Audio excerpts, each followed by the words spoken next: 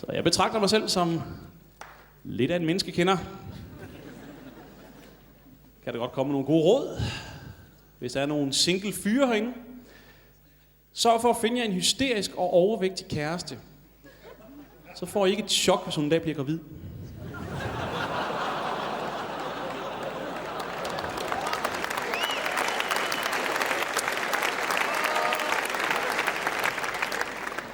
Jeg tror ikke, jeg fik sagt, at min kone lige har været gravid. Der sker noget med gravide kvinder oppe i hovedet under graviditeten. Der ligger sådan en slags tåge omkring deres hjerne, der gør, at de ting, de siger, ikke længere betyder det samme, som det gjorde engang. Og det kan være en bemærkning som, jeg er tørstig.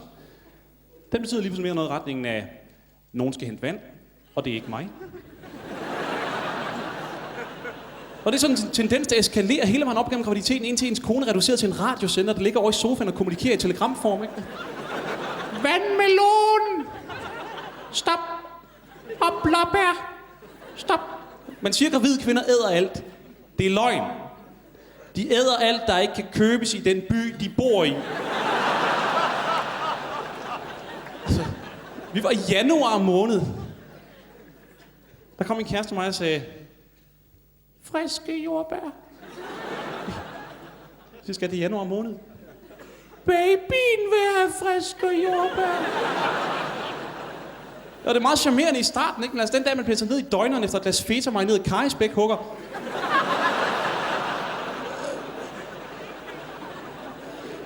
For vores vedkommende toppede det 8. måned, da vi sad og så en gammel film i fjernsyn, der hedder Zappa.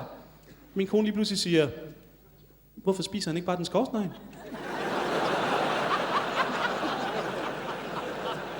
Det er meget ubehageligt. Men det er jo dejligt at få børn, det vil jeg gerne sige. Der er jo ikke noget, der bringer to mennesker sammen, som det at få et lille barn. Og de to mennesker, jeg snakker om, det er selvfølgelig moren og barnet.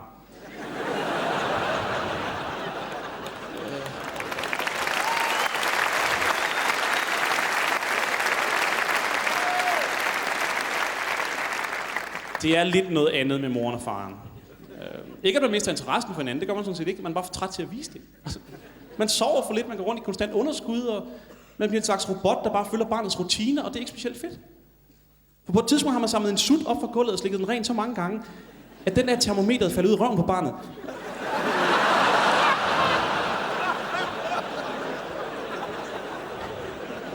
Man holder op med at skælde et eller andet sted. Altså uanset hvad man tror, så kan man ikke forberede sig på at få børn. Vi prøvede. Vi så Exorcisten og læste en masse bøger også. Der er mange gode bøger faktisk, men sådan en tør facts, der står i dem alle sammen. Man kan ikke rigtig bruge det til noget. Vi læste i Politikens store fødebog, at et lille barn, der er blevet født, kun kan se 30 cm frem. Og det er meget praktisk indrettet fra naturens side, fordi 30 cm er lige nok den afstand, der er fra en mors bryst op til hendes ansigt. Og det er derfor, kvinder over 40 ikke skal have børn.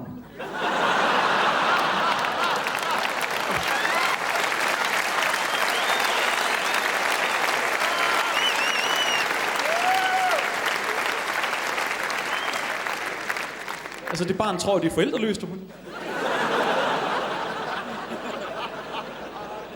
er ikke en måde at starte livet på, det er det altså ikke. Men sådan er det jo i dag, altså man vil gerne være ung så længe som muligt, ikke? Og man skal lige have karrieren på skinner først, og når nogle kvinder når til at få børn, så er de så tørre for neden, at barnet går ud med hudafskrabninger. Altså, det er jo ikke børn, de føder, det er arkæologer for pokker. Altså. Og det er ikke fedt at have gamle forældre. Jeg har selv gamle forældre, altså. Allerede da jeg var meget, meget lille, var de meget, meget gamle. Og nogle gange lagde de min bamse i fryseren, så jeg kunne vende mig til tanken om døden. Og alle deres venner var også gamle, ikke? Altså når de holdt fest, så var der gamle mennesker overalt. Og gamle mennesker kan kun sige én ting til unge mennesker, og det er noget i retningen af, ja, I unge, I har jo så mange muligheder i dag. Det er lige meget, hvad man siger. Jeg er lige kommet ind på en videregående uddannelse. Ja, I unge, I har jo så mange muligheder i dag, jo. Jeg har lige fået job på en tankstation. Ja, I har jo så mange muligheder i dag, jo. Min kæreste har lige danset sig ihjel på ecstasy. Kaffe?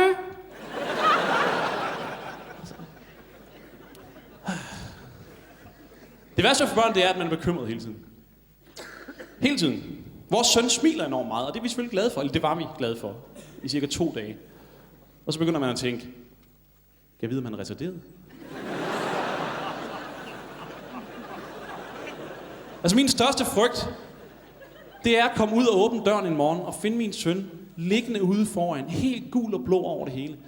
Og han så kigger op på mig og råber, Brøndby!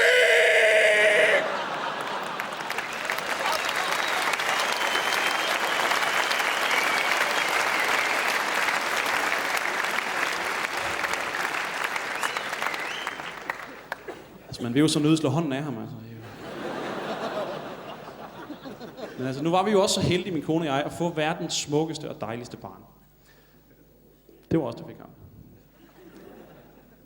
Helt utroligt heldig, egentlig. Ja. Og desværre så har vi nogle venner, der næsten samtidig fik et utroligt grimt og overvægtigt barn. Og det har virkelig gjort det svært for os at være sammen med de mennesker. Ikke, for vi ved jo godt, hvad de tænker. De siger ikke noget. Nej, de siger, de synes, deres er det smukkeste af deres. Vi ved godt, de lyver jo. Jamen, altså med nogle børn, der burde hospitalerne have mulighed for at lige hive forældrene til side og sige, I kan besøge ham her, men I kan ikke have ham med hjem. Det er så grimt, det barn, det kan jeg godt love. Altså, jeg så det barn blive født. De havde optaget på video. Det er sygt, vil jeg gerne sige. Lige der, altså. Jeg kan måske godt forstå manden, hvis den kvinde, han elsker, ligger og skriger og smerter ved at presse et nyt menneske ud gennem en åbning, han synes, der er for stor i forvejen, altså. Jeg vil måske også have et behov for lige at holde kamera op foran ansigtet og tænke, det er bare en film.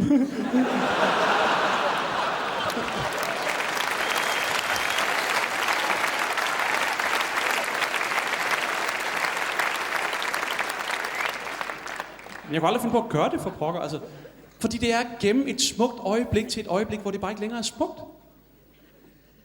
Og vi ved godt, at næste trin det er at vise det her for venner og bekendte. Og som ven kan man ikke sige nej. Jamen, jeg har siddet ved siden af Marlene og Christian og set Marlene presse lille Alexander ud igennem sit underliv.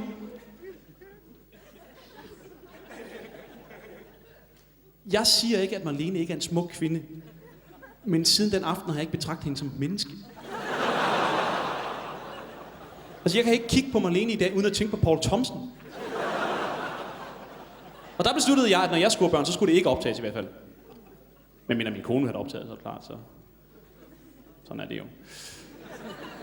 Men så skulle jeg nok sørge for, at det kun blev vist én gang. Og det skulle være den aften, vores teenage-datter skulle i byen for første gang.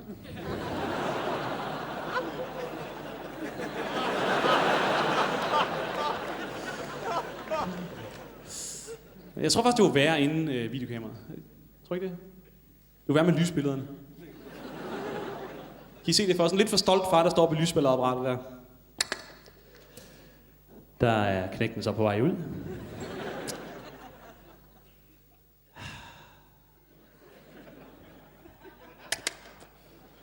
Der er han så kommet lidt længere ud der. Den sidder forkert, den der, tror jeg. Jeg synes nok, at komme lidt ind igen der. Og der er han så kommet helt ud ved at få bryst. Det er der faktisk polterappen, den skal der ikke stå der. Jeg har nogle venner, der er lige blevet gift. Meget smukt faktisk i kirken. Det er jo meget smukt sted, fordi det er så traditionsrigt, og blomster hele vejen op ved alle bænkene, og bruden kommer ind så smukt, som aldrig nogensinde bliver igen, og gommen står deroppe og venter, ikke?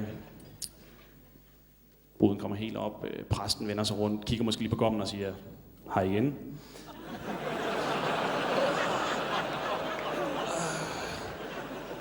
Og nu kommer jeg fra en meget lille by i Jylland, der tager man billeder af de her folk, og så kommer de i lokalavisen. Og der har man sådan en side i lokalavisen, hvor alle brudeparerne er her, og herover der har man så begravelsesannoncerne. Man har simpelthen designet en side til, at man skal sidde sådan her.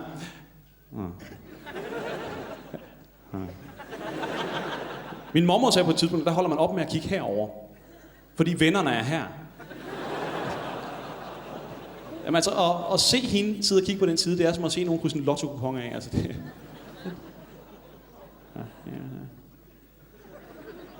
Ej, nå! Der er ikke bridge på torsdag alligevel. Ej, nå! Ej, nå!